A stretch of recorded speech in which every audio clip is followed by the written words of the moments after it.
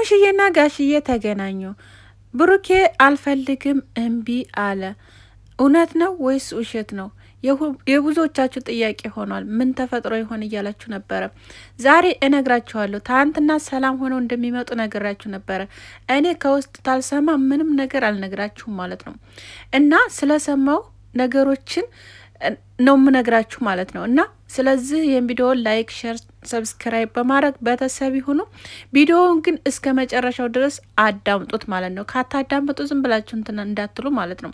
እና የሰማሁትን ነገር ደግሞ በደንብ አድርጌ ነግራችኋለሁ። ቪዲዮውን አዳምጡ።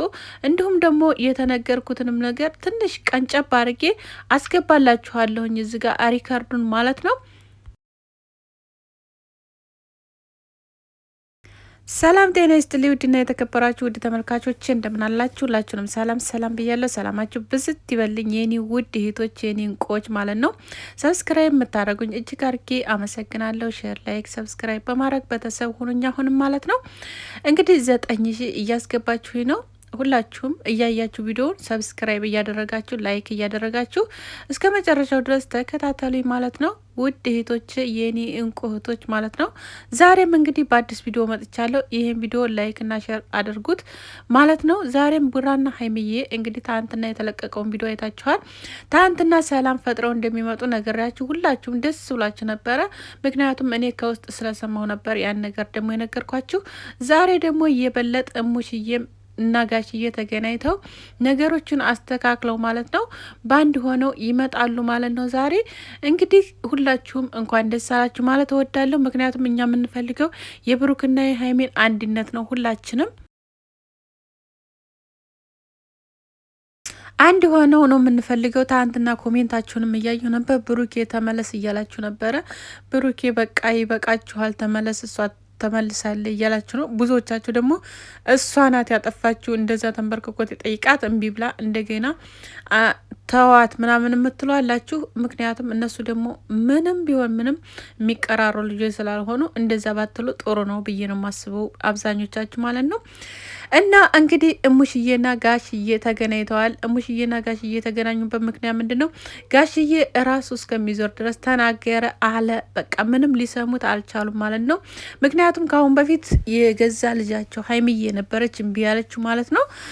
እንደዛት ይለምናት ብሩኬ ራሱ እንደዛ ተንበርክኮ እንደዛት ይለምናት አልፈልግህም ብላ ነበረ ማለት ነው። እንለያይ፣ ከአንተ ጋር የመኖር ግዴታ የለብኝም፣ አንተንም የማመን ግዴታ የለብኝም እያለች ነበረ ማለት ነው። አሁን ላይ ደግሞ መልሳ እሷ ለማን ይሆናል? እኔ በነገራችን ላይ ማለት ነው ቤተሰብ ወላይ ተናግሬ ነበር።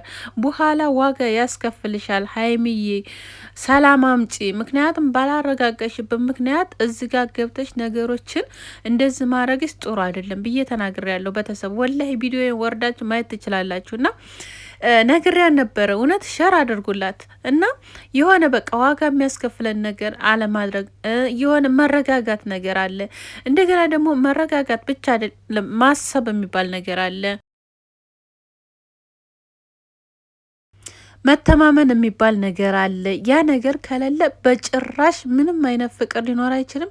ምንም አይነት ግንኙነት ሊኖራቸው አይችልም ማለት ነው። እና አሁንም ቢሆን የምነግራቸው ነገር ቢኖር ምንድን ነው መተማመን ግድ ነው። አሁንም ቢሆን ታልተማመኑ ምንም ወደፊት አይቀጥሉም። ወላሂ ዋናው ለሰው ልጅ እምነት ነው። እምነት ከሌለ ምንም ፋይዳ የሌለው ነገር ነው እና መተማመን አለባቸው። ወንድ ልጅ ደግሞ ተቆረጠ ታውቃላችሁ፣ በጣም ከባድ ነው እውነት ለመናገር። ምክንያቱም ሴት አዲ ችግር የለባት። ምክንያቱም ሴት ብዙ እንትን ይደርስባት ይችላል።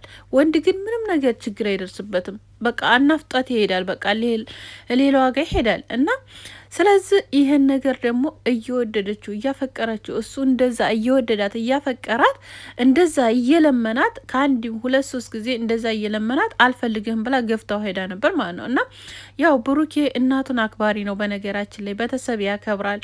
ሰውን ዝቅ ብሎ ነው እውነት በቃ እንደሚታየው አይደለም። በጣም ጀግና ወንድ ነው እውነት።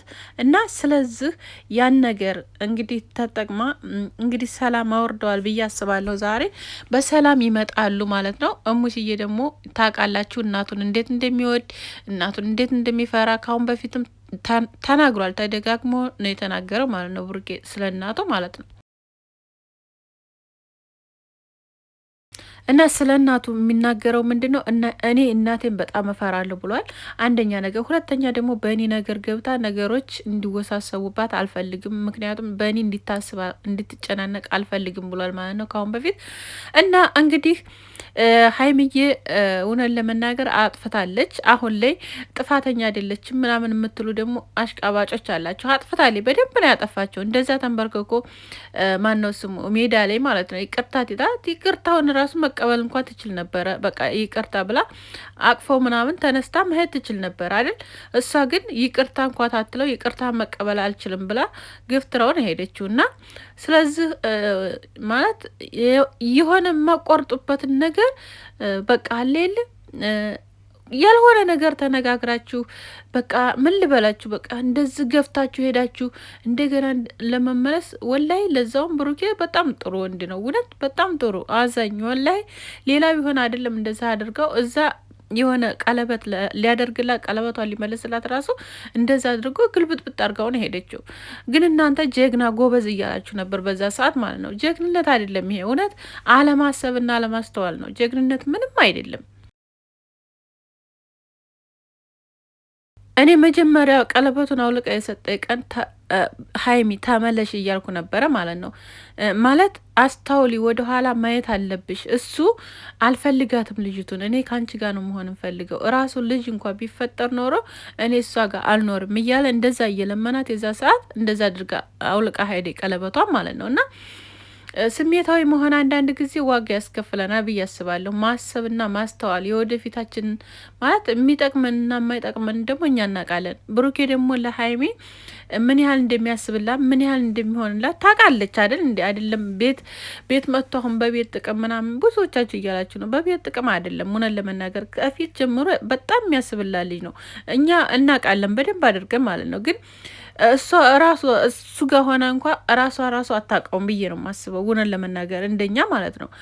እኛ በሚዲያ ላይ ነው የምናየው አንደኛ ነገር፣ ሁለተኛ ነገር ደግሞ ከመጀመሪያው ጀምሮ ቲመጣ የምንከታተለው ልጅ ነው እና ለሀይሚ ደግሞ በጣም ትልቅ በቃ ክብር ያለው ልጅ ነው። በቃ ለሴት ልጅ ትልቅ ክብር ያለው ልጅ ነው። ምክንያቱም ከእናቱ ነው የሚጀምረው ማለት ነው እና ስለዚህ ያን ነገር ማሰብ ነበረባት፣ ማስተዋል ነበረባት። አንዳንድ ጊዜ ማስተዋል ይስጣችሁ የሚባለው አባባል ይሄ ነው እና ማስተዋልና ማገናዘብ ነገሮችን እንዴት ማለት ያልሆኑ ንግግሮችን አለመነጋገር፣ ተተቻለ በቃ ዝም ማለት ይሻላል። በቃ ዝም ብሎ ትቶ ነገሮችን መሄድ መሸሽ ይሻላል። እውነት የሆነ ነገር በቃ ጠባሳ የሆነ ነገር ከምትነጋገሩ በቃ ነገሮችን ትናገሯችሁ በቃ ሰምታችሁ እንዳልሰማችሁ ሆናችሁ በቃ ለብቻችሁ ያችን ነገር ማሳለፍ በቃ እንደዛ ይሻላል። በማንኛውም ማለት እነሱ ብቻ አይደሉም ሌላም ሰው ማለት ነው ማለት ተመሰዳደብ፣ ያልሆነ ትርፍ ቃላት ተመነጋገር፣ ያልሆነ ነገር ከመሆን በቃ ያ ነገር ነው ማለት የሚሻለው በእኔ ማለት ነው።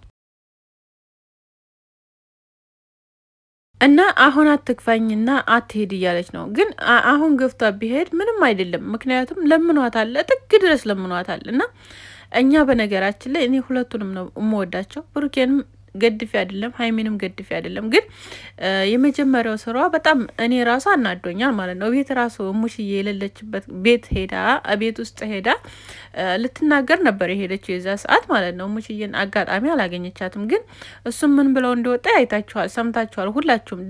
ደጋግሜ መናገሩ አስፈላጊ አይደለም።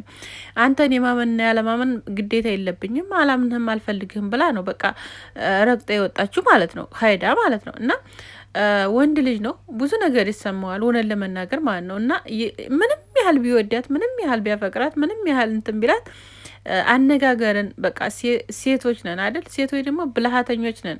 የምንናገራቸውን ነገሮች፣ የምናወራቸውን ነገሮች፣ አስተሳሰባችን ተወንዶች ይለያል ብዬ አስባለሁ። ምክንያቱም በጣም ብልሃተኞች ነን ሴቶች ማለት ነው እና ያን ነገር ትታ ነገሮችን እንዴት መስመር እንደሚይዙ እንዴት እንደሚሆኑ ለእሷ ምን አይነት ቦታ እንዳለው ያን ነገር ማዳመጥ ይኖርባት።